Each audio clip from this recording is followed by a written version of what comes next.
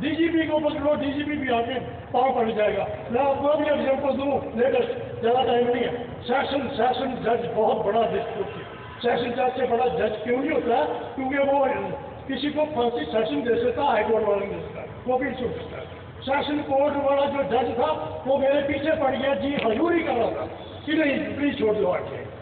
वो सेशन जज हो आरटीआई से डरता है, पक्का डरता है, तो आरटीआई को आपको चलाने आ। Thank you. Thank you sir, thank you. ये एफसी मल साहब अगर यहाँ हैं तो कृपया आए। एफसी मल, पहले मैं सबसे अनुरोध करूंगा कि जो लोग प्रांगण के बाहर हैं, संसदीय परिक्षेत्र के बाहर हैं, कृपया अंदर आ जाएं, बैठें। और विचार विमर्श शुरू हो गया है तो कृपया अंदर आएंगे तो सुनेंगे, नहीं तो आपका नाम से निकल जाएगा, इसकी रिस्पॉन्सिबिलिटी सिर्फ आपकी होगी। Thank you. एफसी मल साहब हैं? कोई बात नहीं।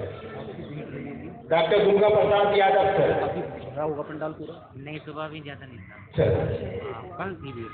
बोले सर। आज नहीं, लोगों को समझ से बाहर जा रहा, बहुत अच्छा काम कर रहे हैं।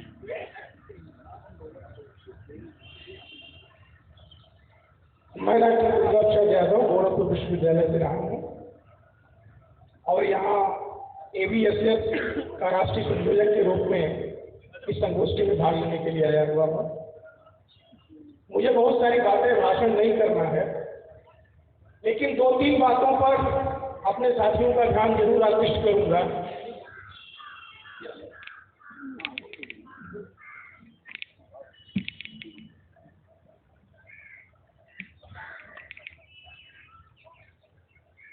कि हम में से बहुत सारे साथियों ने, जो बहुत सारे जिम्मेदार साथी हैं और बहुत दूर दूर से अपनी इस संसद में सहभागिता करने के लिए आए हैं, निश्चित रूप से वो अपनी जिम्मेदारियों को समझते हैं।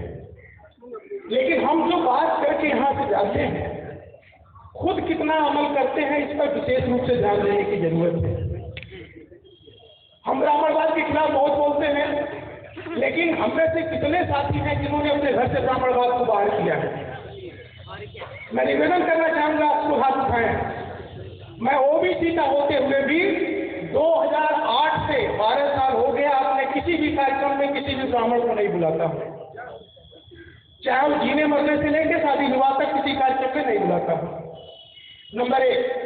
दूसरी चीज ये है, हमें अपनी कथनी करनी में सामने होना चाहिए।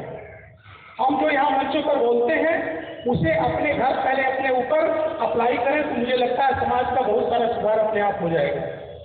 नंबर 2, समाज में हमारे बहुत सारे ऐसे साथी हैं जो सक्षम हैं। आज हम सरकार की बहुत सारी नीतियों का विरोध भी कर रहे हैं, लेकिन जो सक्षम साथी हैं उन्होंने अपने समाज को आगे बढ़ाने का कितना प्रयास किया है, इस बारे में भी हमें थोड़ा सोचने की जरूरत है। हमारे अनुसूचित जातियों के बहुत सारे साथी हैं, बहुत सारे पैसे वाले भी हैं, पिछड़े वर्गों में बहुत सारे साथी पैसे वाले हैं, लेकिन कितने साथियों ने अपने पैसे का उपयोग शैक्षणिक संस्थाओं की स्थापना करने में किया? जरा हाथ उठाएं। ये दुखद है। जो तथागत बुद्ध की बात की, बाबा साहब ने शिक्षा की बात की, आज हम उसी में सबसे पीछे हैं और मांगने वाला बने हुए हैं कि हमें शिक्षा ठीक ढंग से नहीं मिल पा रही है। साथियों, मैं सौभाग्यशाली हूँ इस मामले में। हमारे ग्रैंडफादर ने 48 में पहला विद्यालय बनवाया था, पिताजी ने 3 विद्यालय बनवाए, मैंने भी 2-3 कॉलेज खुलवाया, और उसमें अनुसूचित जातियों, जनजातियों और पिछड़े वर्गों को जहां तक हो सकता है रियायत देने पर शिक्षा देने का काम किया जाता है। तो मेरा निवेदन है आप सभी साथियों से, जो भी सक्षम साथी हैं वो निश्चित रूप से शिक्षण संस्थाओं को खोलें। उससे 2 लाभ होंगे। एक तो समाज के बच्चों को मुफ्त या सस्ती शिक्षा उपलब्ध होगी, और दूसरा ये होगा कि उसमें अपने समाज के बहुत सारे लोग रोजगार भी पाएंगे। तो इसको इम्प्लीमेंट करने की जरूरत है अपने समाज के बीच में। तीसरी चीज है कि सत्ता के संरक्षण में ही सारे नियम कानून फॉलो होते हैं। आपको याद होगा कि तथागत बुद्ध का धम्म सबसे ज्यादा इस नाते पूरे विश्व में आगे बढ़ा, इसलिए कि उनको सत्ता का संरक्षण भी प्राप्त था। आज हमारे सामने जो परिस्थितियां हैं, मानव कांतीराम साहब कहते थे कि किसी भी सत्ता को इतनी ज्यादा मजबूत नहीं होना चाहिए कि बहुत मजबूती से बहुजन समाज का गला दबाए। इस नाते साहब संतुलन बनाते थे, कांग्रेस और बीजेपी में हमेशा संतुलन बनाते थे कि किसी को बहुत ज्यादा मजबूत मत होने दो, दोनों को कमजोर रखो।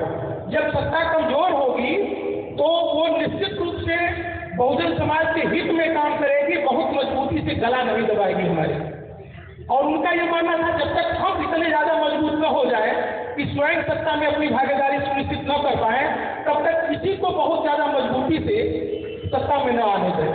आज की जो परिस्थितियां हैं उसमें हमें इसको भी अप्लाई करने की जरूरत है कि हमें भाजपा के खिलाफ किस जगह इकट्ठा होकर के बीजेपी को कमजोर करने की जरूरत है। चौथी जो महत्वपूर्ण बात है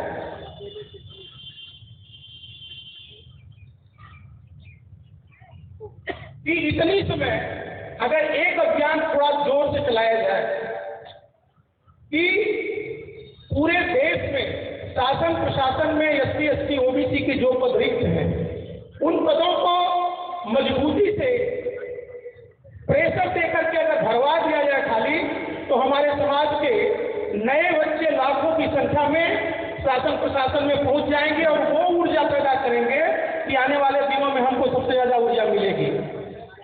एक और महत्वपूर्ण बात है, हमारे बहुत सारे साथी बहुत सारे विभागों में पड़े हुए हैं, बहुत सारे लोग अच्छे काम भी कर रहे हैं, लेकिन बहुत सारे साथी ऐसे भी हैं जो रीढ़ विहीन हो गए हैं।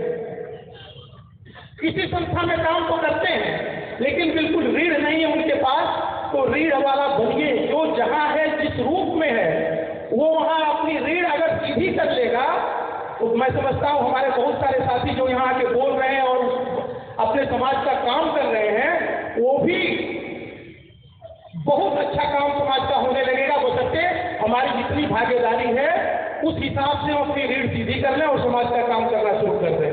साथियों, बहुत सारी बातें नहीं करनी है, लेकिन एक चीज जरूर कहना चाहूंगा कि सम्मेलन होते हैं, हम दूर दूर से आते हैं। मैं भी गोरखपुर से आया हुआ हूँ और पिछले 35 वर्षों से सामाजिक कार्यों में लगा हुआ हूँ। मैंने कांतीराम साहब के साथ लग करके 15-16 वर्षों तक उधर काम किया और इधर एबीएसएफ के साथ मिलकर काम कर रहा हूँ। लेकिन सिर्फ काम करने से और कहने से काम नहीं चलेगा, उसको निचले स्तर तक उसको कार्यान्वित करने की भी जरूरत है। जब तक आपका संगठन निचले स्तर पर काम नहीं करेगा तब तक आगे बात नहीं बनेगी। हमारे पास बहुत सारे वकील हैं, बहुत सारे इंजीनियर हैं, बहुत सारे शिक्षक हैं, लेकिन क्यों हमारे इलेक्ट्रिसिटी की बात हो रही है, इतने सारे वकील हैं और हमारे बहुत सारे पीड़ित लोग जो हैं इस समाज के, वो फीस न दे पाने के नाते वकीलों की अपनी बात नहीं कह पाते हैं और उनकी बात आगे तक नहीं पहुंच पाती है। तो क्यों नहीं एक वकीलों की ऐसी टीम बनती है जिले स्तर पर या कम से कम प्रदेश स्तर पर, जिले स्तर पर ऐसी टीम बने जहां जिस तरह के इस प्रकार के अत्याचार हो रहे हैं वो स्वयं जाकर के अपने आप को प्रस्तुत करें कि हम आपको मुकदमा लगाएंगे और आपको न्याय दिलाएंगे। ये बात तो हम कम से कम कर सकते हैं, इतने लोग तो हमारे पास सही हैं। ठीक इसी प्रकार से जो भी जिस क्षेत्र में है कम से कम समाज में अपनी उपयोगिता साबित करे। मैं इन्हीं बातों के साथ मैं मंच का सम्मान करता हूं कि आपने मुझे बोलने का समय दिया।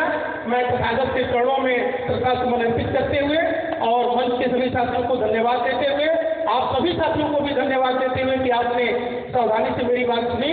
मैंने कुछ कड़वी भी बातें कही, हो सकता है आप लोगों को कुछ बुरा भी लगा हो, लेकिन मैं माफी मांगता हूं क्योंकि बात मुझे पचती नहीं है, सही बात बोल ही देता हूं।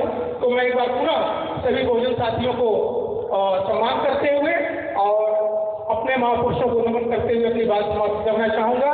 जय भीम, जय भारत, जय संविधान। Thank you sir, thank you very much, बहुत अच्छा। इसी क्रम में भवन लाल जोलिया